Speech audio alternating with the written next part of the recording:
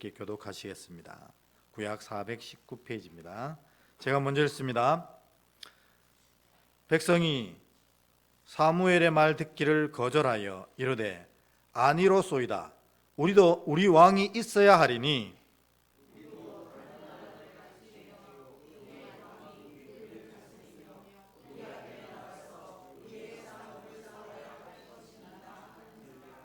사무엘이 백성의 말을 다 듣고 여호와께 아뢰매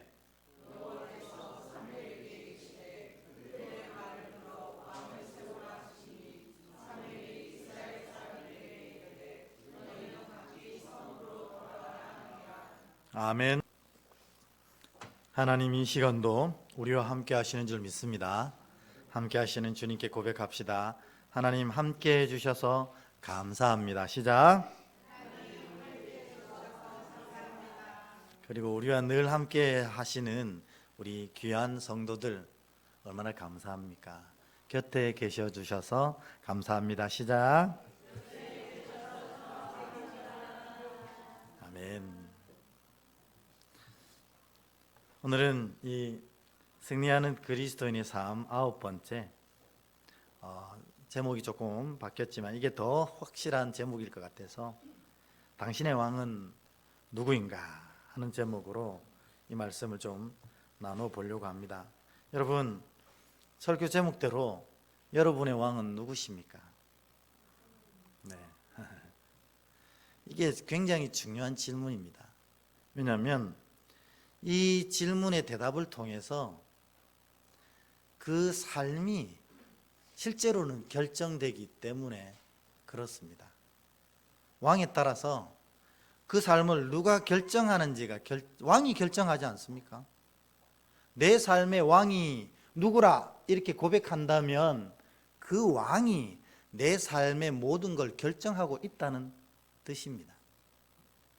그리고 또 그 왕이 내 삶을 결정하니 당연히 내 인생의 목표도 그 왕이 결정하는 것입니다. 그러면 결정도 왕이 하고 목표도 왕이 정하면 살아가는 방식도 당연히 왕이 지정하신 대로 하게 되는 것입니다. 그래서 정말 바꿀 수 없는 진리는 내 인생의 왕이 그냥 내 인생이라는 것입니다. 예를 한번 들어볼까요? 그렇지는 않겠습니다만 어떤 사람의 왕은 돈이다 이렇게 고백하는 사람이 있습니다. 나의 왕은 돈이다. 다른 방식으로 표현하겠죠. 나는 인생에서 제일 중요한 건 돈이라고 생각해. 돈만 있으면 모든 게 다 돼. 이렇게 하는 사람이 있다고 칩시다. 그러면 그 모든 인생의 결정을 뭐가 하게 돼 있습니까? 당연히 돈이 하게 돼 있죠. 돈이 왕이니까.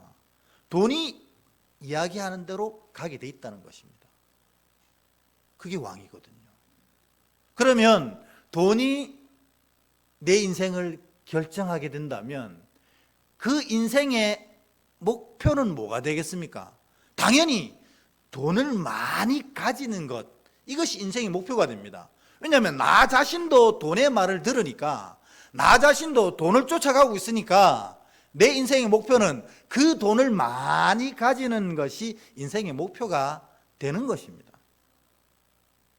그러면 삶의 방식은 어떻겠습니까? 그것도 결정 나잖아요. 돈을 많이 벌 수 있는 방법을 항상 택하는 것입니다. 우리가 말한 대로 돈 되는 대로 살게 되어 있습니다. 그러니까 인생을 결정할 때 이거 돈 되냐 돈 안 되냐 그걸로 결정을 하게 되고 그걸로 살아가게 된다는 것입니다. 그러니 내 인생의 왕이 내 인생이 된다는 것은 너무나 진짜 분명한 진리라는 것입니다. 그러면 또 여러분 대답하셨지만 다시 한번 여쭤보고 싶습니다. 정말 당신의 왕은 누구입니까? 예수 믿는 사람들의 왕은 예수님입니다. 믿으십니까? 예수님이 우리 왕입니다. 근데 예수를 믿는다고 하는데 착각하는 게 있어요. 주님이 우리에게 왕으로 오시는데 주님을 종처럼 부리는 사람이 있다는 겁니다. 내가 필요하니까 주님 이렇게 해주시고 저렇게 해주시고, 부를 때는 주님이라고 부르는데 주님을 대하는 건 왕으로 대하지 않고 종으로 대하는 사람들이 믿음의 자녀라고 스스로 이렇게 자리하고 있다는 겁니다. 주님은 믿음의 자녀들의 왕이십니다. 이게 고백되어지지 않으니까, 이게 믿어지지 않으니까 우리의 모든 결정권과 우리의 모든 목표와 우리 삶에 살아가는 방식이 엉망이 되어버리는 겁니다. 그러니까 여러분, 믿음은 주님이 왕으로 우리 안에 좌정하셨다는 걸 고백하는 거예요. 그러면 우리 삶을 누가 결정해야 됩니까? 왕이신 주님이 결정하는 게 믿음의 삶입니다. 여러분, 우리가 입으로 주여 왕이신 나의 하나님 내가 주를 높이나이다 이렇게 고백하지만 내 삶의 결정을 그분이 하시는가 여러분 물어봐야 되는 겁니다. 정말 그분이 하십니까? 여러분, 어떤 인생을 살아가는 결정에서 주님이 이 일을 결정하실 수 있도록 주님께 온전히 내어드리냐는 거죠. 그렇지 아니하면 우리는 사실 주님을 왕으로 모시고 사는 사람은 아니라는 것입니다. 내가 필요하기 때문에 어떤 이유 때문에 주님을 섬기고 있는 것처럼 보이지만 실제로는 주님을 섬기는 것이 아닙니다. 여러분, 믿음은 주님이 왕이십니다. 그러기에 우리의 삶도 그 왕이신 주님이 결정하실 수 있도록 우리 삶을 내어드리는 것이 진짜 믿음이라는 겁니다. 그러면 당연히 목표는 뭐가 되겠습니까? 우리의 왕이신 주님이 원하시는 목표가 우리의 목표입니다. 우리 예수님이 우리에게 원하시는 게 뭐예요? 다 우리가 하나님 나라로 들어가길 바라시는 거예요. 안 그렇습니까?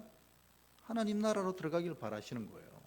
그러면 우리 인생의 목표도 하나님 나라가 돼야 된다는 겁니다. 그러니까 여러분이 살아가시는 많은 인생의 길이 하나님 나라를 향한 길이어야 한다는 것입니다. 내가 먹고 마시는 것도 하나님 나라를 위해서, 내가 사람을 만나는 것도 하나님 나라를 위해서, 내가 일을 하는 것도 이 하나님 나라에 가기에 합당하도록 살아가야 된다는 겁니다. 근데 내 삶이 하나님 나라 가는 길과 전혀 반대된다면 어떻게 됩니까? 왕을 모시고 사는 게 아니라는 거예요. 내 삶은 세상을 향해, 세상 나라를 향해, 세상의 왕을 향해 가고 있는데 내가 하나님을 왕으로 섬기고 예수님을 왕으로 섬긴다고 얘기하는 것은 맞지 않는 말 아닙니까? 진짜 이분이 왕입니까? 내가 쫓아가는 이것이 왕입니까? 우리는 항상 무엇을 하든지 이것이 하나님 나라에 합당하고 나로 하나님 나라에 갈 수 있게 하는 것인지를 물어봐야 하는 겁니다. 이게 믿음의 목표입니다. 여러분, 오늘 우리가 궁극적으로 예배하는 이유는 뭡니까? 하나님 나라 가기 위한 은혜를 누리기 위한 겁니다. 여러분, 기도하는 건 무엇입니까? 우리에게 쌀을 주시고 돈을 주시고 건강 주시고 인생의 모든 것 복을 주시는 그 하나님, 이것을 간구하는 것도 필요하지만 진짜 우리 기도를 통해서 우리가 해야 될 건 뭐냐? 우리가 하나님 나라로 조금 더 나아갈 수 있도록 간구하는 것이 기도의 핵심이라는 겁니다. 말씀을 왜 읽습니까? 여러분, 저는 말씀 외우는 거 너무너무 싫어합니다. 암송구절 아직도 싫어합니다. 근데 그걸 왜 하냐고요? 왜 날마다 말씀을 읽고 왜 날마다 말씀을 외웁니까?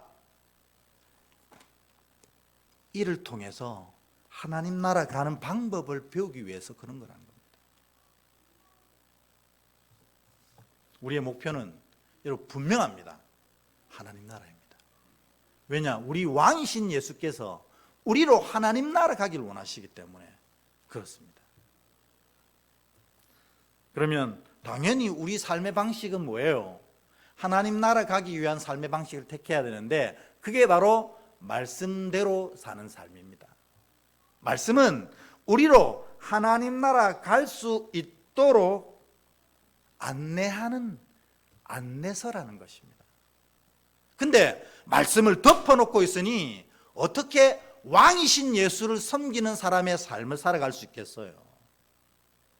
말씀을 알지만 무시하고 있으니 어떻게 그 나라를 갈 수 있겠냐고요. 그래서 예수 믿는 사람들의 삶은 정말 말씀대로의 삶이어야 한다는 것입니다. 이게 그냥 식상하게 하는 얘기가 아닙니다. 하나님 나라 가는 분명하고 유일한 진리라는 겁니다.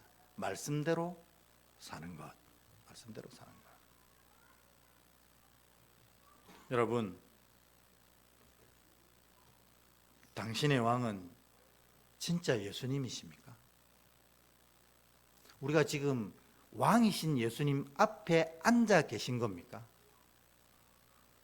우리의 태도, 우리의 마음가짐, 우리의 행동이 지금 왕 앞에 좌정하신 그 존전에 앉아있는 자의 자세입니까? 정말 고민하셔야 된다는 거예요.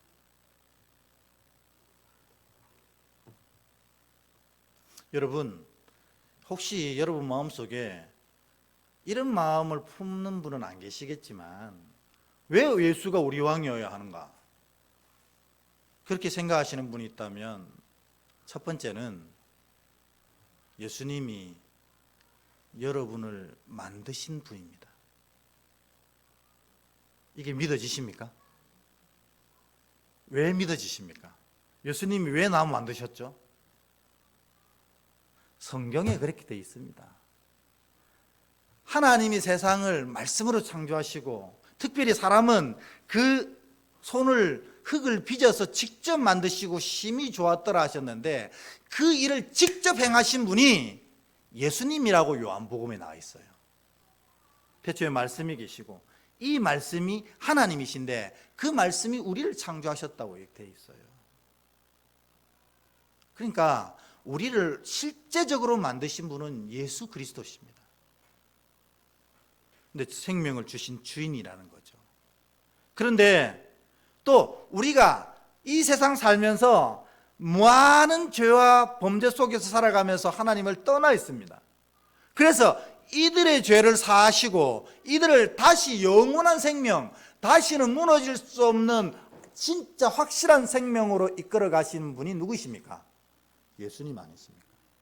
그러니까 예수님은 우리에게 생명을 한 번 주신 분이 아니라 2번 주신 분이라는 겁니다. 마지막에 여러분 천국 입구에 섰을 때 이 자는 나를 왕으로 섬기던 참 믿음의 백성이라고 선언해 주셔서 우리로 하늘나라로 이끌어 가시는 분도 누구겠습니까? 예수님이십니다. 예수님이 우리의 왕이신 것입니다. 그런데 더 분명한 것은 뭐냐면 하나님께서 이 예수님을 모든 피조물의 왕으로 삼으셨습니다. 그게 빌립보서 2장 9절에서 11절에 나와 있지 않습니까? 말씀이 그러하다면 그러한 거 아닙니까? 우리 빌립보서 2장 9절에서 11절 세 절 말씀이니까 같이 한번 읽어보겠습니다. 시작. 이러므로 하나님이 그를 지극히 높여 모든 이름 위에 뛰어난 이름을 주사 하늘에 있는 자들과 땅에 있는 자들과 땅 아래에 있는 자들로 모든 무릎을 예수의 이름에 꿇게 하시고 모든 이름으로 예수 그리스도를 주라 하시나요 하나님 아버지께 영광을 돌리게 하셨느니라. 아멘. 예수를 주라 하라고 하십니다. 왕이라고 하라고 하시는 겁니다. 그러니까 예수님께서 실제적으로도 우리에게 2번이나 생명 주시고 천국으로 이끌어 가시는 분이시지만 하늘 아버지께서도 이 예수님의 사역을 높이 보셔서 너희 모두가 이 예수를 왕으로 섬기라고 선언하신 겁니다. 그래서 예수님은 우리의 왕이십니다.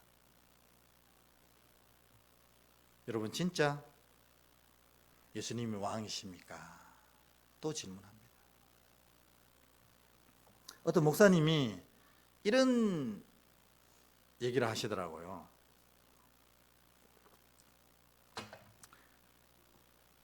아내가 남편에게 이런 질문을 합니다. 뭐라고 질문했냐면, 당신한테 나는 뭐야? 이렇게 질문했대요. 아내가 남편한테.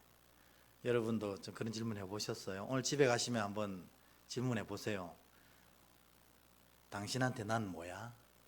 남편이, 아내가 이런 질문하면 긴장하잖아요. 왜냐하면 아무리 잘 대답해도 손해거든요. 남자는 사실 여자가 원하는 대답을 해줄 수 없는 존재입니다. 저는 뭐 남성분들 들으시면 뭐라고 생각할지 모르겠지만 남자 여자는 전혀 다른 존재거든요. 예, 그 얘기는 다음에 하기로 하고, 어쨌든 남편이 긴장을 합니다. 와, 이거 대답 잘해야 되는데 뭐라고 해야 되지 하다가 속으로 탁 이거야 하고 대답을 합니다. 뭐라고 대답하냐면, 당신이 나에겐 1등이야. 이렇게 대답합니다. 여러분, 여성분들 어때요? 괜찮아요? 좋은 대답 같아요?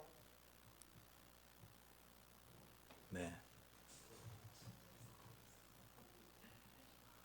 그러니까 아내가 이렇게 되묻습니다. 그러면 2등은 누구야? 미스 김이 2등입니다. 미스 박은 3등이고. 여러분, 우리가 하나님께, 하나님 당신은 내 1등입니다. 이건 틀린 대답이라는 겁니다. 하나님이 1등이고 돈은 2등이고 사람은 3등이고, 근데 이 순서가 계속 바뀝니다. 그러니까 벌써 이런 대답은 틀린 대답이라는 거예요. 그러면 정답은 뭘까요? 예? 그렇죠. 아내가 남편에게 물을 때, 당신한테 난 뭐야? 당신은 내 전부야. 이렇게 대답해야 정답입니다. 하나님도 마찬가지입니다. 하나님, 당신은 내 1등입니다. 1등도 아니잖아요. 자꾸 바뀌잖아요. 내 전부입니다. 이게 고백하는 게 정답이라는 겁니다. 그게 바로 왕을 고백하는 거거든요. 내 생각과 내 뜻이 있어도 왕이 하라고 하시면 전부가 하라고 하시니 당연히 그대로 쫓아가는 겁니다. 그렇지 않으면 다 하나님은 내 일부입니다. 일부. 예배할 때 나의 하나님 되시고, 기도할 때 나의 하나님이 되시지만, 살아갈 때는 또 세상이 나의 하나님이 되는 자가 될 수밖에 없는 겁니다. 하나님은 온전히 내 전부이신 분, 왕으로 내게 임하신 분, 이것이 믿음의 자녀의 진짜 참된 고백이어야 그것이 순전한 믿음으로 세워지게 된다는 것입니다. 여러분, 여러분에게 진짜 우리 주님이 전부로 고백되어지는 그런 믿음의 자녀 되시길 주의 이름으로 축복합니다. 이건 진짜 중요한 진리거든요. 주님이 전부가 되셔야 내 안에 주님의 은혜가 가득 채워지는 겁니다. 주님이 일부이니 은혜가 일부만 채워지는 거예요. 그러니까 세상에 여러 가지 어려움을 당하는 백성이 될 수밖에 없게 되는 겁니다. 저는 이렇게 선언하고 싶어요.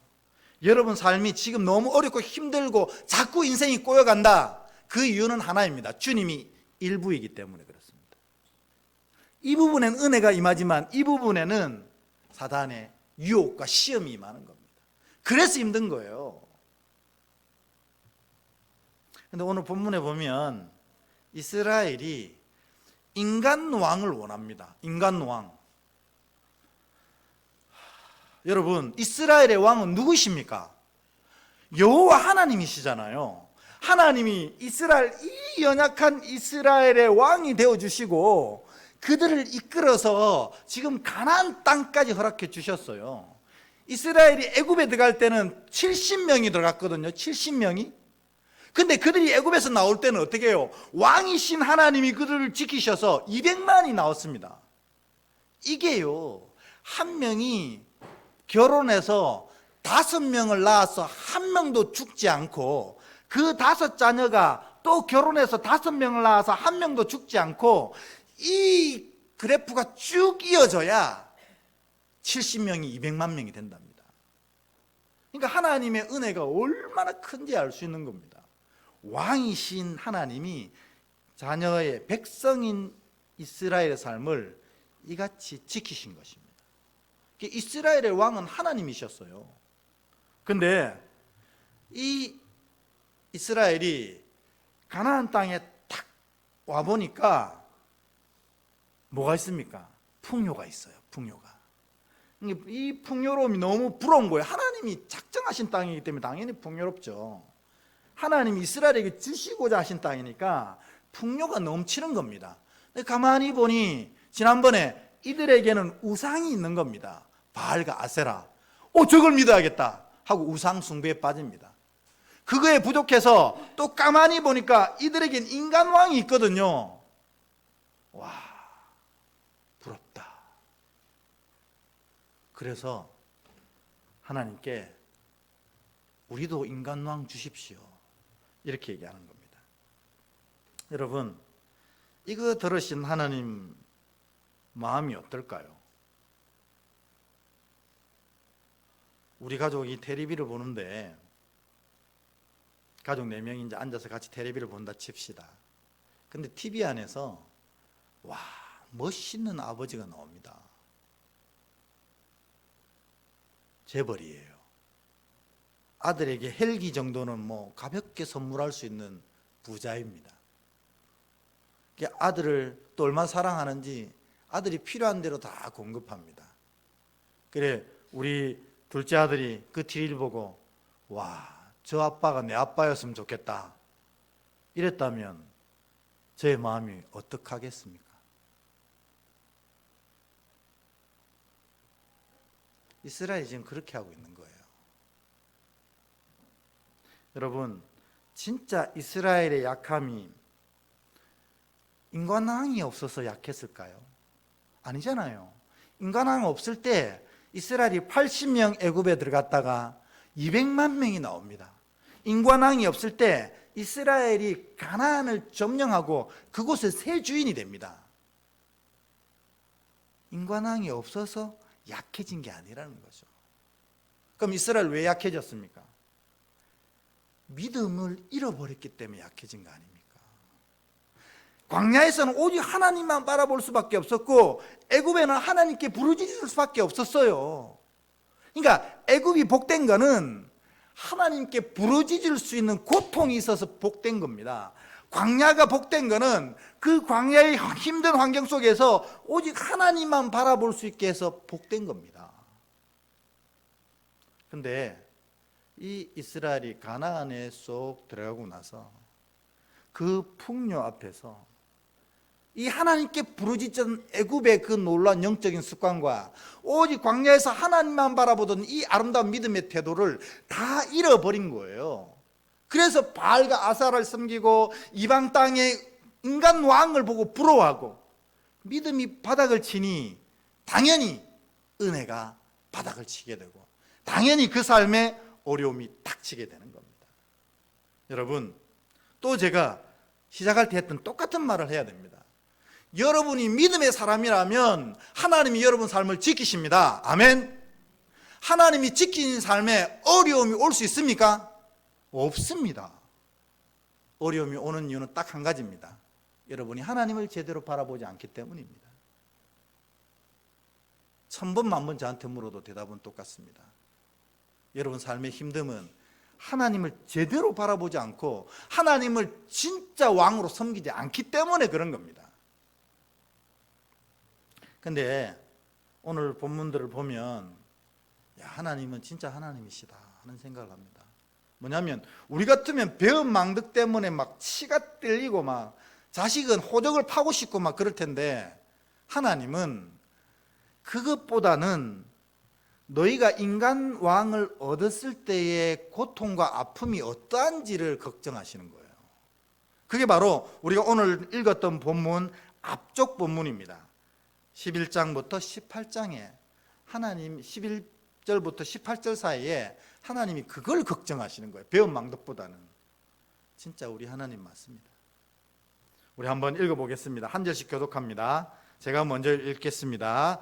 이르되 너희를 다스릴 왕의 제도는 이러하니라. 그가 너희 아들들을 데려다가 그의 병거와 말을 어거하게 하리니 그들이 그 병거 앞에서 달릴 것이며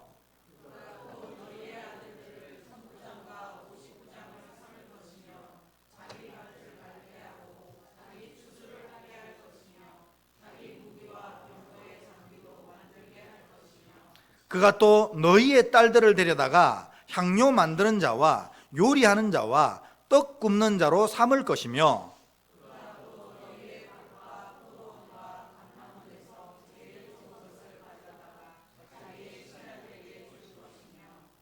그가 또 너희의 곡식과 포도원 소산의 11조를 거두어 자기의 관리와 신하에게 줄 것이며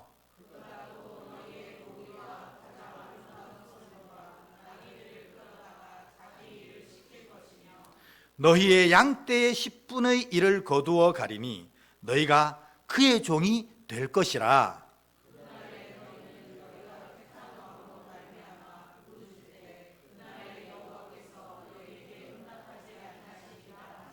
아멘. 하나님이 이 배은망덕한 이 이스라엘 앞에 이 배은망덕한 것들아 이렇게 얘기하지 아니하시고 너희가 강구하는 인간의 왕 그것이 실체가 무엇인지를 하나님이 알려주시는 거예요. 너희가 왕 세워봐야 그 왕이 너희를 착취하고 그 왕이 너희를 부릴 것이고 그 왕이 너희를 정말 힘든 삶 속으로 밀어낼 것이다. 이렇게 얘기하는 겁니다. 그런데 꼭 왕을 가져야 되겠니? 그러니 뭐라고 합니까? 아닙니다. 우리에겐 꼭 왕이 필요합니다. 우리가 그런 일을 당하더라도 인간왕이 있어야 되겠습니다. 그렇게 대답한 게 오늘 읽었던 본문 아닙니까? 결국 인간왕을 하나님이 허락하십니다. 그래서 이스라엘이 어떻게 됐습니까? 바로 나라가 둘로 갈렸습니다. 하나님이 아름답게 그 나라를 세워주시고 200만 명이 넘는 인구로 만들어주시고 또 젖과 꿀이 흐르는 가나안 땅을 허락하셔서 그곳에 살게 하셨는데 그 뒤로 바로 인간왕을 세우면서 나라가 둘로 갈립니다. 이게 말이 됩니까? 북이스라엘과 남유다로 나뉘게 되는 겁니다. 인간왕이 이렇습니다, 여러분. 근데 북이스라엘은 어떻습니까? 왕이 20명 있었거든요. 근데 전부 폭정을 하고 백성들을 착취하고 오늘 이야기하신 대로입니다. 결국 그 끝이 어찌 됩니까? 아수르라는 나라가 와서 북이스라엘을 초토화시킵니다. 그리고 그 아수르가 피를 섞어버립니다. 그래서 사마리아가 탄생하지 않습니까? 그때 당시만 힘들었던 게 아니고 이 아수르의 침국을 통해서 이스라엘 피가 섞이면서 사마리아 사람들이 이후로 지속적으로 고통받게 됩니다. 왜냐하면 혼혈이라고 너희는 진짜 유대인이 아니라고 괄시받고 고통받게 됩니다. 이건 누가 초래했습니까? 인간왕을 달라고 소리쳤던 그들이 이 결과를 자업자득으로 얻은 것 아닙니까? 남유다도 19명의 왕이 있었는데 한 4명 정도는 그래도 하나님을 쫓는 듯 했지만 나머지 15명은 엉망이었습니다. 결국 어떻게 됐어요? 바벨론에 멸망당해 70년 노예 생활로 끌려가게 되는 것입니다. 그래서 사실 이스라엘 왕의 역사, 이스라엘의 이 나라 역사는 뭐냐면 인간 왕이 세워져서 이스라엘을 어떻게 망쳐갔는가 하는 역사입니다. 그걸 알려주시려고 우리에게 이 역사서를 주신 거라는 겁니다.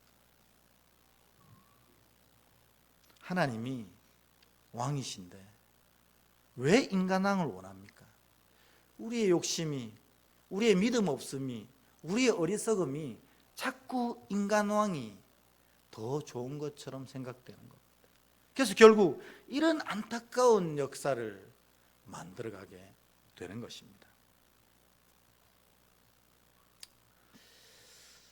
우리가 이스라엘입니다. 우리는 다 입으로는 주님을 부릅니다. 예수 우리 왕이여. 정말 예수님이 우리 왕이십니까? 삶으로 내가 왕 아닙니까? 누가 뭐래도 내 뜻대로 하지 않습니까? 어떤 분은 우리가 맨 처음 얘기했던 대로 돈이 왕인 사람이 있습니다. 주님 말은 어겨도 돈이 말하는 건 절대 어기지 않습니다. 어떤 사람은 세상이 왕입니다.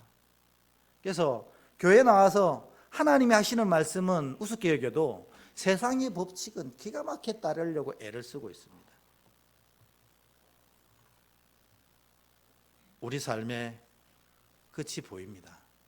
이런 분들은 오늘 이스라엘이 겪었던 그 고통을 그도 누리게 될 거라는 겁니다. 여러분, 주님은 왕으로 내 안에 오셨습니다. 종도 아니고 여러분 비서도 아니고 여러분 기도 제목을 이루는 일꾼도 아닙니다. 우리로 구원하시고 우리로 하나님 나라로 들어가게 하시려고 우리 안에 왕으로 임하신 분입니다. 그 왕 앞에 우리의 모양이 이래야 되겠습니까? 요한복음에 보면 주님은 선한 목자다 이렇게 얘기합니다. 우리 이 구절 너무 좋아합니다. 선한 목자, 양들을 위해 목숨을 버리시는 분. 근데 이렇게 반대로 얘기하시는 목사님 있더라고요. 우리는 선한 양인가? 주님은 선한 목자인데 우리는 선한 양인가 하는 겁니다. 여러분 선한 양이십니까? 그럼 뭐가 선한 양인데요? 말씀에 나와 있습니다. 같이 읽겠습니다. 시작. 내 양은 내 음성을 들으며 나는 그들을 알며 그들은 나를 따르느니라. 아멘. 이게 선한 양입니다. 예수님의 음성을 듣고 예수님의 음성을 따르는 자가 선한 양이라는 겁니다. 우리는 매일 선한 목자여 선한 목자여 노래 부르지만 정작 우리는 선한 양이 안 되고 늘 주님 마음 아프게 하는 홀로 제 갈 길을 가는 양이 되고 있을 수 있다는 겁니다. 어떤 분들은 이것 듣고 좀 기분 나빠하는 분들이 있더라고요. 아, 주님은 매일 이렇게 자기 말 들으라고 하냐? 주님의 복종이 내 말 들어, 내가 너희의 왕이기 때문이야, 이렇게 하는 겁니까? 우리로 어디 가게 하시려고 하는 겁니까? 하나님 나라 가게 하시려는 거 아닙니까? 우리로 뭘 누리게 하시려고 하는 겁니까? 하나님의 은혜와 복을 누리게 하시려고 하는 거 아닙니까? 그런데 복종, 또 복종, 또 복종하라고 한다. 이렇게 투덜대고 있는 것입니다. 뭐 지키기라도 하고 그렇게 하면 다행인데 지키지도 않으면서 매일 복종하라 한다고 투덜대고 있습니다. 여러분, 주님의 복종의 명령은 우리로 은혜와 복을 누리게 하시기 위한 거 아닙니까? 그리고 결국 우리로 하나님 나라에 들어가게 하시려고 하는 거 아닙니까?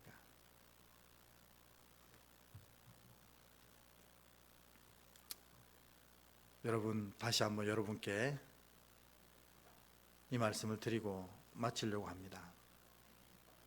예수님은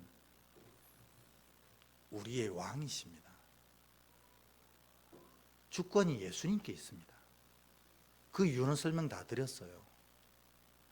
주권이 예수님께 있기 때문에 우리 삶의 목표도 예수님이 정하신 목표로 달려가야 합니다. 하나님 나라. 미안합니다만 우리가 아주 큰 집에 살고 아주 넓은 땅을 소유하고 통장 잔고가 엄청나게 많은들 그것이 하나님 나라 가게 합니까? 하나님 나라는 오직 주만 바라보고 주를 쫓아가는 자가 누리는 것입니다. 그러니 우리 목표가 새롭게 설정돼야 됩니다.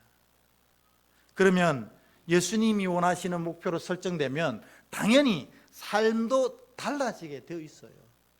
말씀대로 살아가는 겁니다. 여러분 스스로에게 진정으로 물으십시오. 나에게 예수님은 무언가? 왕이시고 전부여야 그게 믿음입니다. 오늘 이 자리에 예배하는 여러분 모두가 이런 믿음이, 이런 고백이, 이런 결단이 회복되셔서 왕이신 예수 그리스도의 놀라운 은혜, 그 하나님 나라 온전히 누리시는 여러분 되길 주의 이름으로 축복합니다. 아멘.